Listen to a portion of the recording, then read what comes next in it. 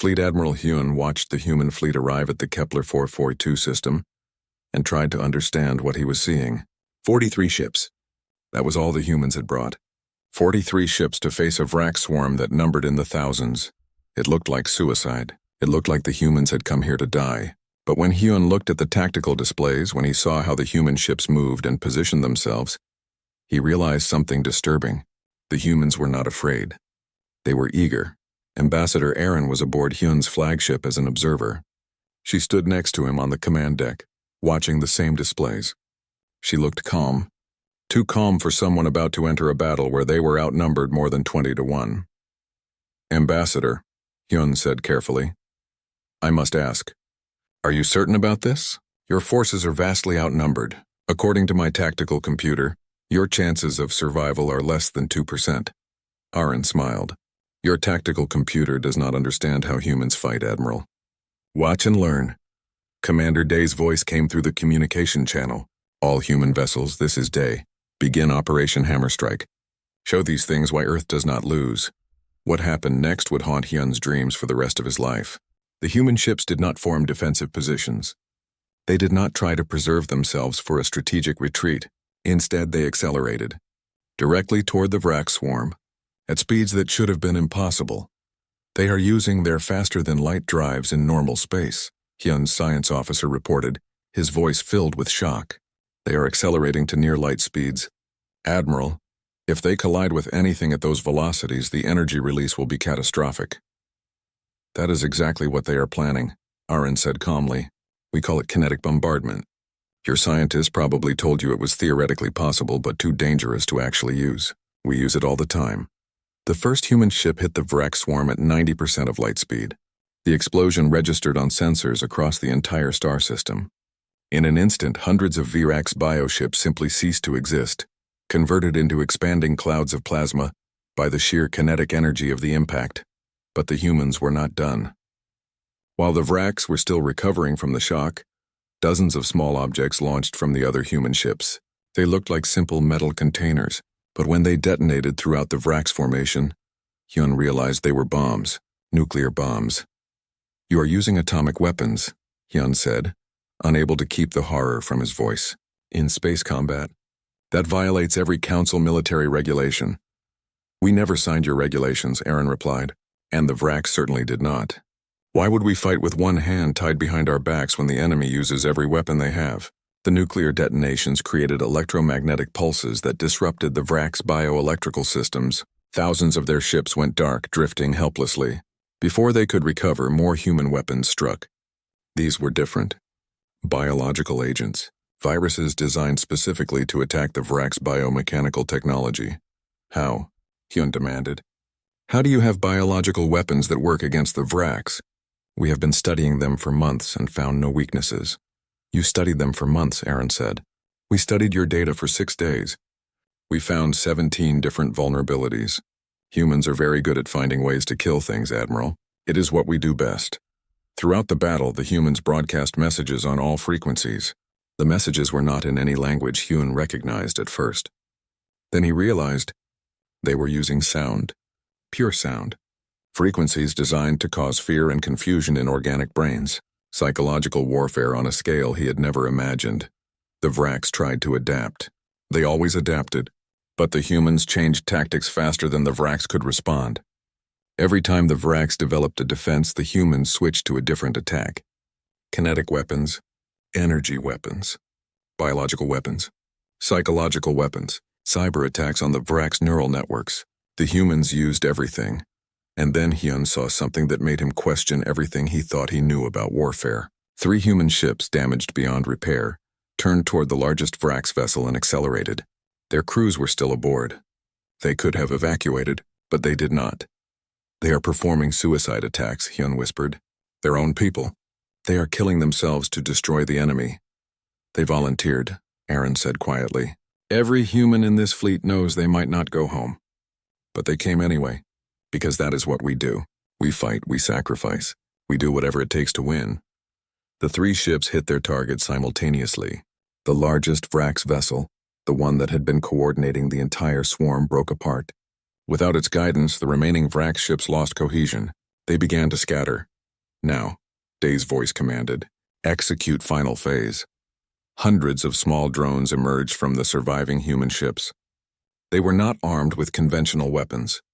Instead, they simply attached themselves to the fleeing Vrax vessels and began broadcasting. Broadcasting a message, Hyun's communication officer translated it. It says you have encountered humanity. You have lost, run, tell others. Earth does not forgive. Earth does not forget. Next time we will not be so gentle. Gentle, Hyun repeated numbly. They call this gentle. The battle was over. 4 hours from start to finish. The Vrax swarm had been destroyed.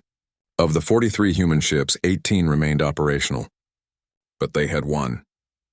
Against odds that should have been impossible, they had won. Dr. Sora, who had been watching from a monitoring station, contacted the flagship.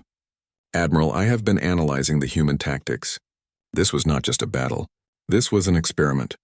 They tested different weapons and strategies. They learned from the Vrax responses. They were gathering data. What do you mean? Hyun asked. I mean the next battle will be worse for the Vrax, Sora said, her voice shaking. The humans will take what they learned here and improve. They will be more efficient. More deadly. Admiral, we have not just released a weapon. We have released something that learns from every fight, that improves from every battle. We have released something that will never stop getting better at killing. Hyun looked at Aaron. Is she correct? Aaron nodded. Yes, we are already analyzing the battle data. We identified 3 major tactical errors we made. We will correct them before the next engagement. That is how humans have survived, Admiral. We learn, we adapt, we become better killers. But do you ever become better at peace? Hyun asked quietly. Aaron was silent for a long moment. Then she said, we try, Admiral. Every day we try. But right now you do not need us to be peaceful. You need us to be warriors, and that we can do better than anyone. Hyun turned back to the tactical displays. The Vrax were retreating. For the first time since the war began, they were retreating. The humans had done in 4 hours what the combined council fleets could not do in months. But as he watched the human ships regroup and prepare for the next battle, Hyun felt a deep unease.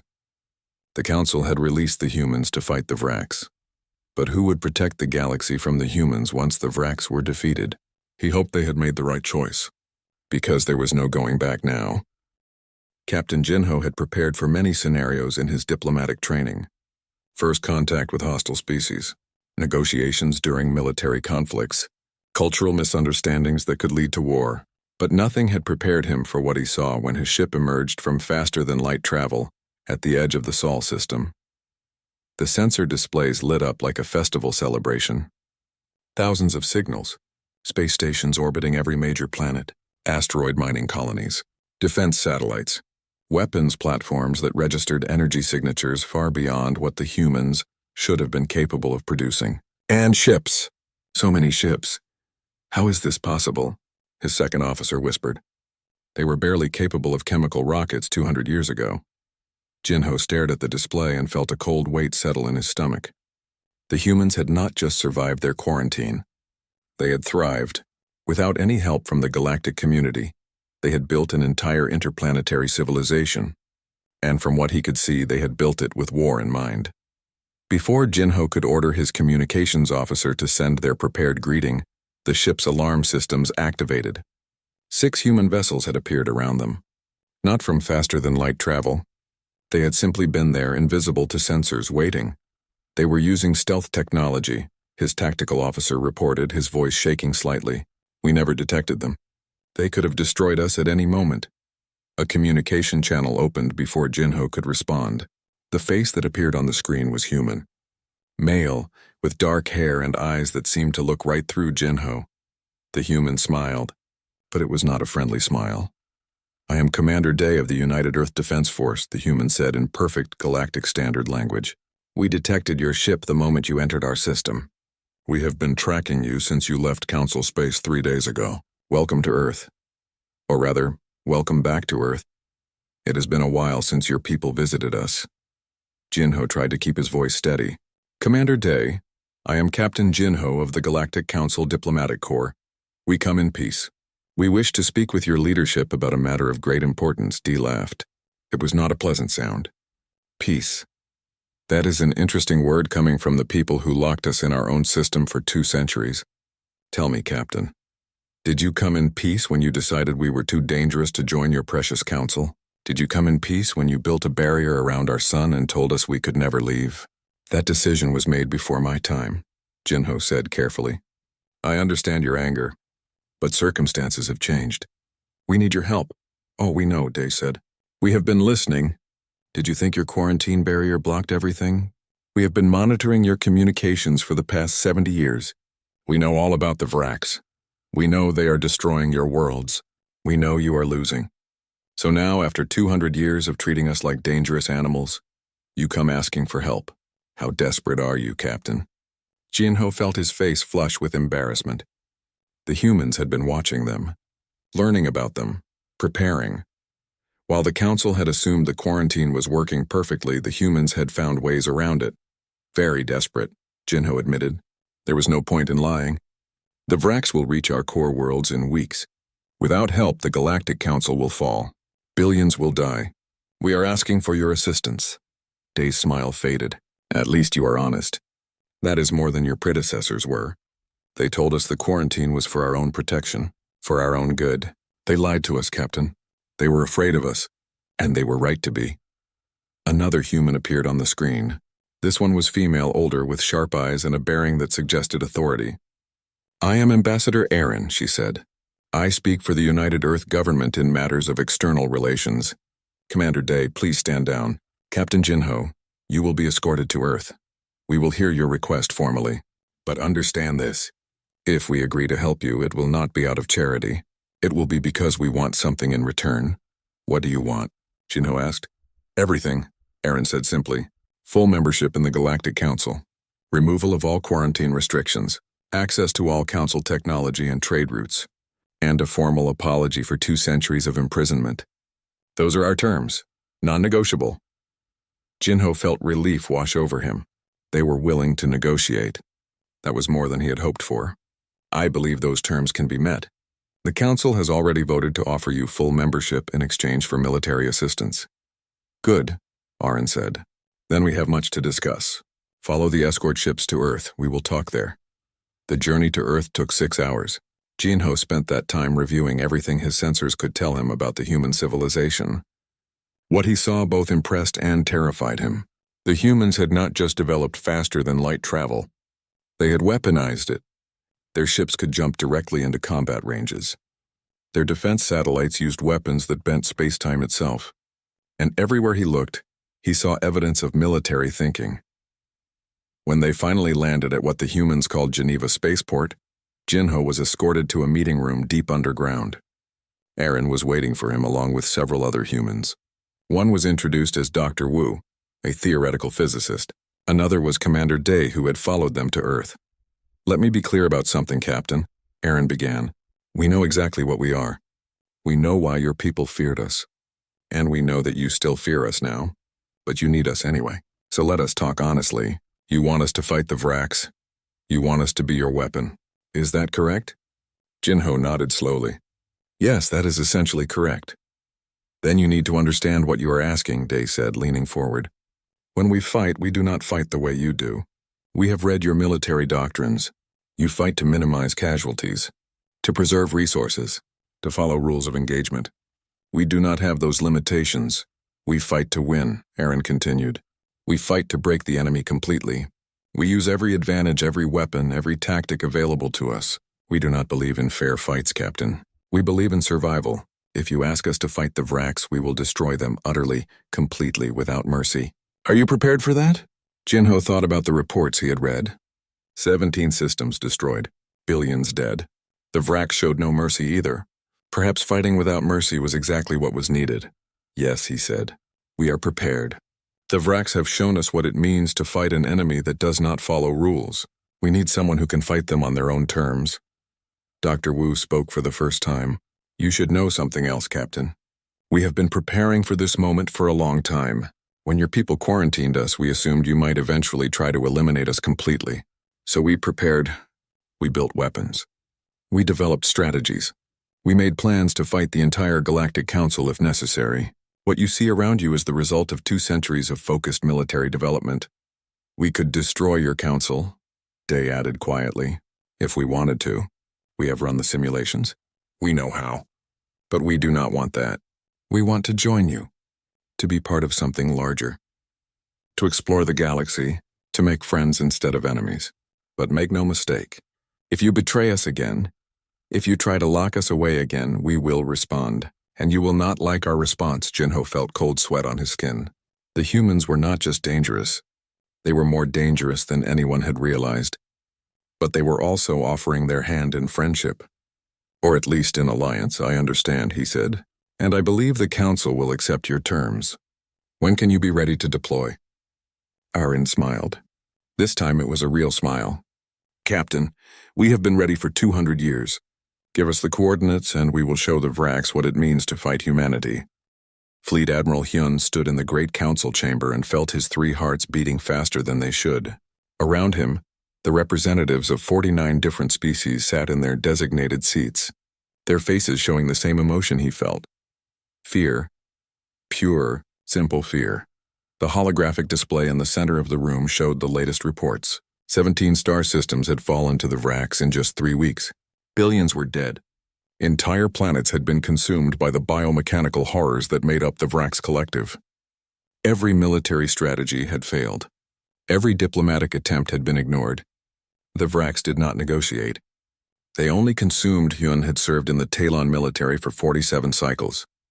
He had seen war before, but nothing like this. The Vrax were different. They learned from every battle, adapted to every weapon, and seemed to have no limit to their numbers. His fleet had engaged them twice. Both times he had barely escaped with half his ships intact. Counselor Nari rose from her seat. She was old, even by her species standards, and her role as the head of the Galactic Council had aged her even more in recent weeks. Her voice was tired but steady as she spoke. We have tried everything, she said. Our combined fleets cannot stop them. Our weapons barely slow them down. In 6 more weeks, they will reach the core worlds. In 3 months, the Galactic Council will cease to exist. Silence filled the chamber. Everyone knew she was right. The calculations were clear. The Vrax were too strong, too fast, and too many. There is one option we have not discussed, Nari continued. She looked around the room, meeting the eyes of each representative. One option we swore we would never consider. But I believe we have no choice now. She pressed a control and the holographic display changed. It now showed a single yellow star with 9 planets orbiting it. The 3rd planet was marked in red. The Sol system, Nari said. Earth, the humans. The reaction was immediate. Several representatives stood up shouting. Others made sounds of alarm in their native languages. Hyun felt his own body tense. Everyone knew about the humans. Everyone knew why they had been quarantined 200 years ago. Dr. Sora, the Council's chief xenobiologist, stood up. She was young, and had spent most of her career studying the restricted archives. She had read things that gave her nightmares. Counselor, with respect, the humans are dangerous, Sora said. More dangerous than most species realize. When we first made contact with them, they were in the middle of what they called a world war. They were killing each other with nuclear weapons. Nuclear weapons! They had split the atom before they had achieved spaceflight. They built weapons that could destroy their entire planet just to use against each other. I know the history, Nari said calmly. I was there. I was part of the first contact team. I saw what they were capable of. That is exactly why I am suggesting this. Another representative spoke up. The humans are violent. They wage war against their own kind constantly. They developed chemical weapons, biological weapons, and psychological torture methods. Their entire evolution has been driven by conflict. They are too dangerous to release. Yes, Nari agreed. They are all of those things. They are violent. They are unpredictable. They have an evolutionary adaptation for warfare that no other known species possesses. They actually enjoy combat in ways we cannot understand. But consider this. We are facing an enemy that we cannot defeat with conventional methods. Perhaps we need an unconventional solution. Hyun found himself speaking without planning to. What do we actually know about their current capabilities? It has been 200 years since we sealed the quarantine barrier around their system. What have they been doing all this time? Sora pulled up new data on the display. We have limited information. The quarantine barrier blocks most scans, but we do detect energy signatures that suggest they have developed faster than light travel. We also detect what appear to be multiple space stations and possibly even colonies on other planets in their system. In 200 years of isolation, they have built an interplanetary civilization. Without any outside help, another representative noted. They did it all on their own. Nari nodded. Exactly. We gave them no technology, no guidance. We simply locked them away and hoped they would stay contained. Instead, they thrived. Now I am proposing that we break the quarantine, that we ask them for help, that we offer them a place in the Galactic Council in exchange for their military assistance against the Vraks. And if they refuse, someone asked, then we die. Nari said simply, we die knowing we tried everything. But I do not think they will refuse. Humans are many things, but they are not isolationists. They are curious. They want to explore. They want to be part of something larger. We denied them that for 2 centuries. If we offer it to them now, I believe they will accept. And if they accept and then turn on us? Sora asked quietly. If we give them access to the galaxy and they decide we are the enemy? Nari was silent for a moment. Then she said, then we will have traded one enemy for another. But at least we will have tried. At least we will have given ourselves a chance. The vote took 3 hours. Representatives argued, debated, and consulted with their home governments. Hyun voted yes, though his hands shook as he did. He knew he might be voting to destroy everything the council had built, but he also knew that the Vraks would destroy it anyway if they did nothing. When the final count came in, the chamber fell silent.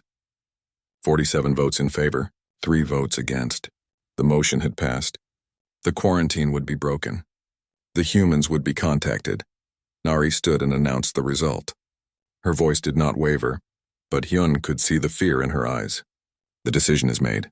We will send a diplomatic mission to Earth immediately. May the ancestors forgive us if we are wrong. As the representatives filed out of the chamber, Hyun approached Nari. Counselor, you said you were part of the first contact team. What were they really like? The humans? Nari looked at him with an expression he could not read. They were terrifying, Admiral. Not because they were monsters, but because they were so much like us. They laughed. They cried. They loved their families. But when we showed them images of what we considered to be horrific violence, they barely reacted. They had seen worse. They had done worse. To each other. She paused, then continued. But there was something else. Something that scared me even more. When I asked them why they fought so much, one of them told me, we fight because we have to. Because if we do not fight the battles that matter, we will die. But we always hope that one day we will not have to fight anymore. That hope, Admiral, combined with that capacity for violence, is what makes them truly dangerous. Hyun thought about that as he left the chamber. Hope and violence combined in one species. Perhaps that was exactly what they needed. Perhaps the humans were the last option, because they were the only ones who could understand what it meant to fight for survival. The diplomatic ship would leave in 2 days. Captain Jinho had already been selected to lead the mission. He was the best they had, with a psychological profile that showed he could handle stress and chaos better than anyone else in the fleet. He would need every bit of that strength, Hyun thought, because they were about to wake up something that the galaxy had tried very hard to forget. They were about to release the humans, and nobody knew what would happen next. Counselor Nari walked through the streets of Geneva and tried to understand what she was seeing. Earth, the human homeworld. The planet that the Council had feared so much they had locked it away for 2 centuries. And it was beautiful. Children played in parks. People laughed in cafes. Artists painted murals on buildings. Musicians performed on street corners. It looked peaceful, normal, nothing like the warlike culture she had expected to find. But then she entered the Museum of Human Conflict, and everything changed. Ambassador Aaron guided her through the exhibits. Room after room of horror, ancient wars fought with spears and swords, medieval conflicts with siege weapons and fire, modern wars with tanks and aircraft, nuclear weapons that could destroy entire cities, chemical weapons that melted flesh, biological weapons that turned bodies against themselves. This is what we are, Aaron said quietly. This is our history. Thousands of years of killing each other. We have fought over religion, over resources, over ideas, over nothing at all. We have committed genocides against our own kind. We have developed weapons specifically designed to cause maximum suffering. We are very good at finding new ways to hurt each other. Nari felt sick. She had read the reports, but seeing it displayed like this, seeing the humans document their own atrocities so carefully, was overwhelming. "Why do you keep this?" she asked. "Why do you preserve these memories?" "So we never forget," Aaron said. "So we remember what we are capable of. So we can choose to be better." They walked to another section of the museum. This one was different. It showed humans helping each other, medics treating wounded soldiers from both sides of a conflict, civilians hiding refugees from persecution, scientists sharing medical discoveries freely, disasters where humans from different nations came together to rescue survivors. "This is also what we are," Aaron continued. "We are capable of great cruelty, but we are also capable of great kindness. We can be monsters, but we can also be heroes. Sometimes we are both at the same time." That evening, Nari met with Dr. Wu at a cafe overlooking the city. The human scientist ordered something called coffee and encouraged Nari to try it. It was bitter, but somehow pleasant. "You are trying to understand us," Wu said. It was not a question. "Yes," Nari admitted. "I saw what your people did at Kepler 442. You destroyed the Vrax with a brutality I have never witnessed. You used weapons we consider too horrible to deploy. You sacrificed your own people without hesitation. And yet here I see children playing. I see art and music and love. How can both things be true?" Wu smiled sadly. "That is the human condition, counselor. We contain multitudes. We can be gentle and violent, loving and hateful, creative and destructive. Other species see this as a contradiction. To us, it is simply who we are. But how do you choose?" Nari asked. "When you have the capacity for such violence, how do you choose not to use it?" "That is the hard part," Wu said. "And we do not always choose correctly. Sometimes we let our fear control us. Sometimes we strike when we should show mercy. Sometimes we hurt people we love. But most of the time, most humans try to do the right thing. We try to be kind. We try to help. We try to build instead of destroy.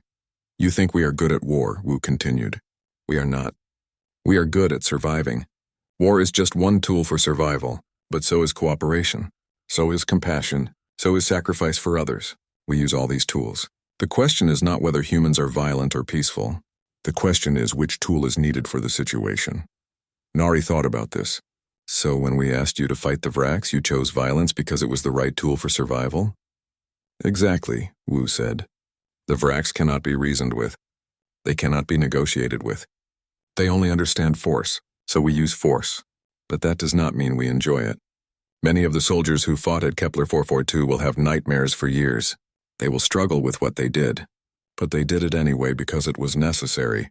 And when the Vrax are defeated," Nari asked, "what tool will you choose then?" Wu looked out at the city. "Then we choose peace. We choose to build. We choose to explore and learn and create. That is what we want, counselor. That is what we have always wanted, to be part of something larger than ourselves, to reach the stars not as conquerors but as friends. Your people imprisoned us because you feared what we might do," Wu said softly, "and you were right to fear us. We are dangerous, but so is fire, and you learn to use fire. So is the atom, and you learn to split the atom. Danger is not the same as evil. A knife can kill or it can heal, depending on who holds it and why." Later, Nari was given access to classified human files. What she found there both terrified and fascinated her. The humans had contingency plans. Plans to fight the Council if necessary. Plans to destroy Council worlds. Plans to win a war against the entire galaxy if they had to. But alongside those war plans were other documents. Plans for medical aid to Council worlds. Plans for technology sharing. Plans for cultural exchange programs. Plans for joint scientific research. The humans had prepared for war, but they had also prepared for peace. Dr. Sora contacted her that night. "Counselor, I have been studying human history. I found something interesting. Do you know how many times humans have nearly destroyed themselves?" "How many?" Nari asked. "At least 17 times that we know of. Nuclear war, climate collapse, engineered plagues, artificial intelligence gone wrong, asteroid impacts. They have faced extinction again and again, and every time they chose to survive. They chose to work together. They chose to save themselves. What does that tell us?" Nari asked. "That humans are not mindless killers," Sora said. "They are survivors. They will do whatever it takes to live. If that means fighting, they fight. If that means cooperating, they cooperate. They are adaptable in ways we are not, and that makes them more dangerous than we imagined, but also more valuable." Nari spent her last day on Earth visiting a memorial. It was dedicated to the humans who had died at Kepler 442. Their names were carved into black stone. Hundreds of names, each one a person who had chosen to risk everything to help strangers. Families stood at the memorial crying. Children left flowers. An old woman touched a name and whispered words Nari could not hear. These people mourned their dead. They felt the loss deeply, and yet they supported the war. They understood that sometimes sacrifice was necessary. Ambassador Aaron found her there. Do you understand now, counselor? Nari nodded slowly. I think so.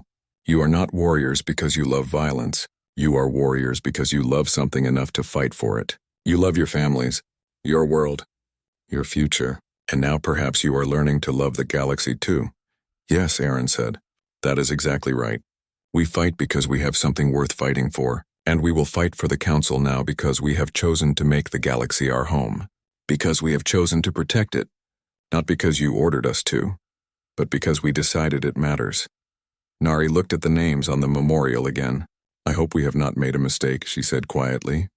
So do we, Aaron replied. Every day we hope we are making the right choices. Every day we try to be better than we were yesterday. That is all anyone can do, counselor. Human or alien. We try, we hope, we survive. As Nari's ship left Earth orbit, she looked back at the blue planet below. It looked so peaceful from space, so small and fragile. It was hard to believe that such a dangerous species came from such a beautiful world. But perhaps that was the point.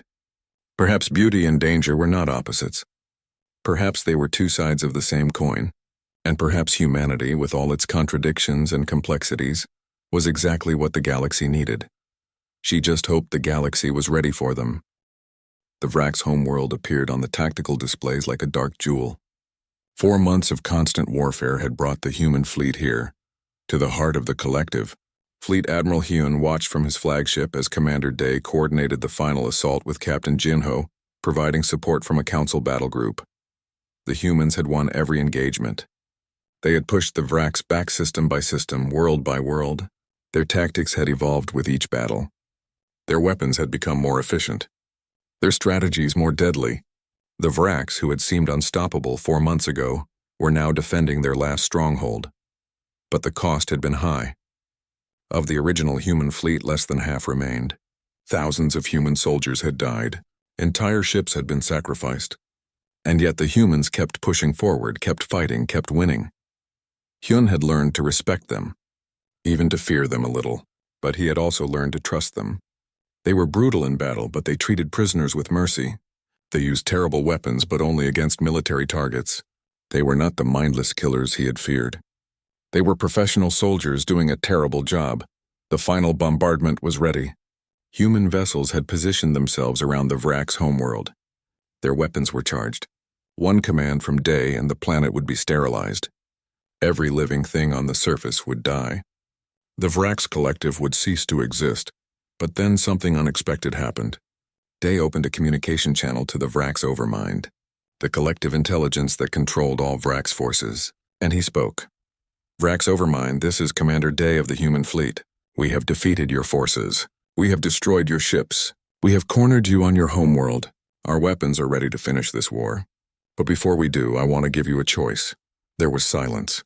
Then the Overmind responded. Its voice was not like anything Hyun had heard before. It was a chorus of thousands of voices speaking as one. What choice do you offer, human? Surrender, Day said simply. Join the Galactic Council as a protectorate. Submit to Council law. Cease all aggressive expansion. In exchange, we let you live. We let your species continue. We even help you rebuild. And if we refuse? The Overmind asked. Then we destroy you, Day said. His voice was calm, matter of fact. We have done it before. We destroyed our own cities during our world wars. We unleashed weapons that poisoned our own planet. We committed genocide against our own kind. We are capable of it, and if you force us to, we will do it to you. But we would prefer not to. Hyun felt his heart racing. The humans were offering mercy. After 4 months of brutal warfare, after losing thousands of their own people, they were offering the Vrax a chance to live. It made no sense. No military doctrine he knew suggested showing weakness at the moment of victory. But Ambassador Aaron, who stood beside him, smiled. Now you see, she said quietly. This is what makes us human. We can choose. At the moment of ultimate power, when we could destroy everything, we can still choose mercy. The Overmind was silent for long minutes. When it finally spoke, its voice sounded different. Smaller somehow. Why? Why offer this choice? You have won. You could eliminate a rival species. Why do you hesitate? Because genocide is easy, Day replied. Killing everything is simple. But living with what you have done is hard. We have killed enough in this war. We do not want to kill more unless we must. So I am asking you, do we must? More silence. Hyun watched the sensor displays. The Vrak's defensive positions were shifting.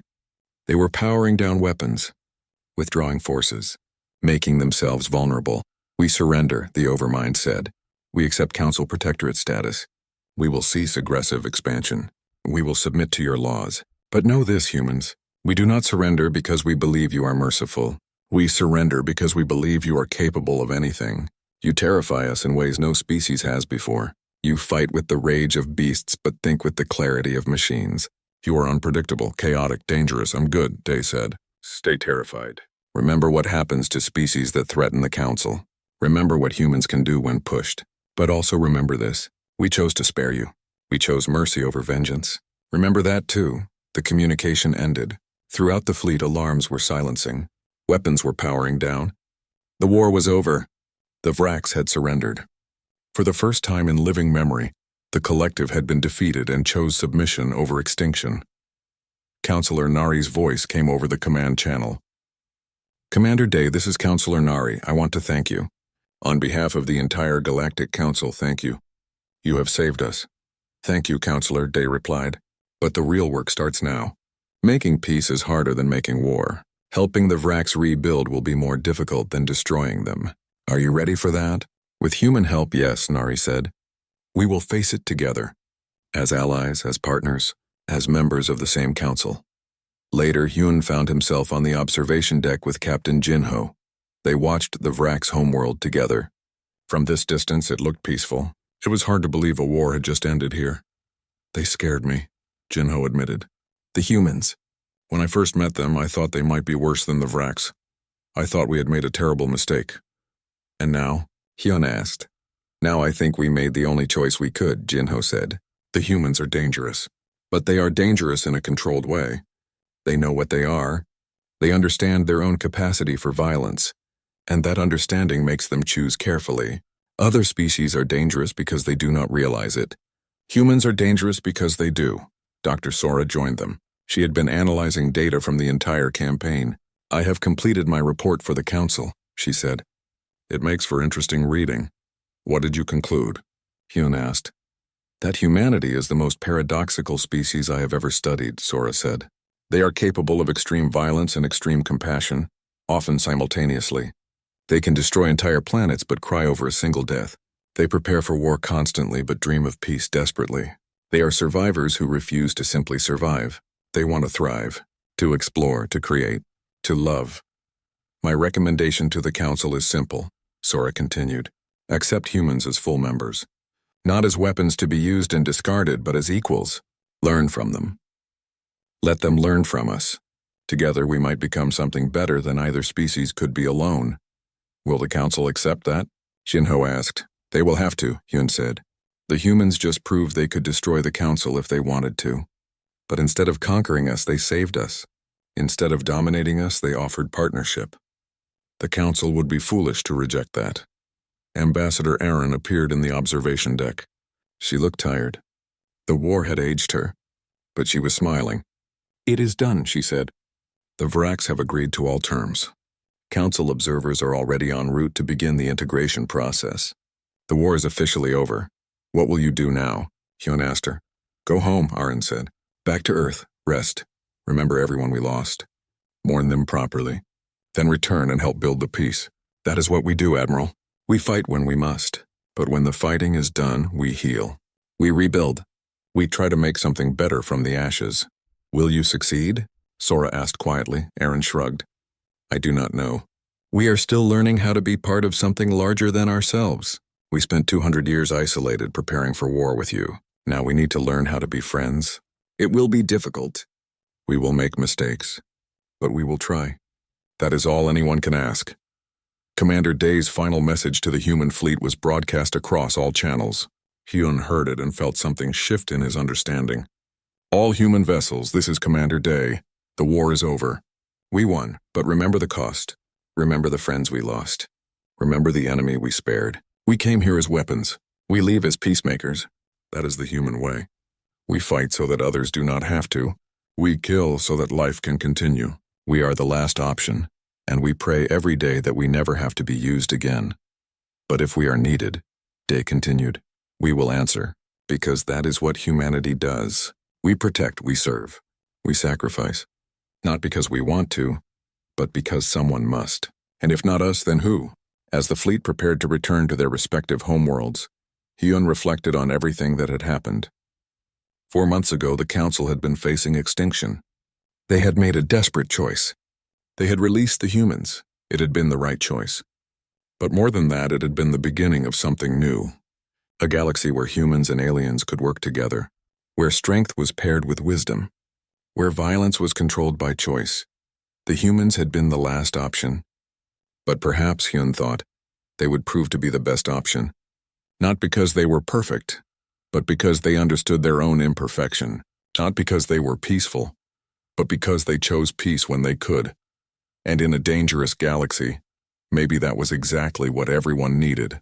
Not warriors who loved fighting, but warriors who fought for something worth loving.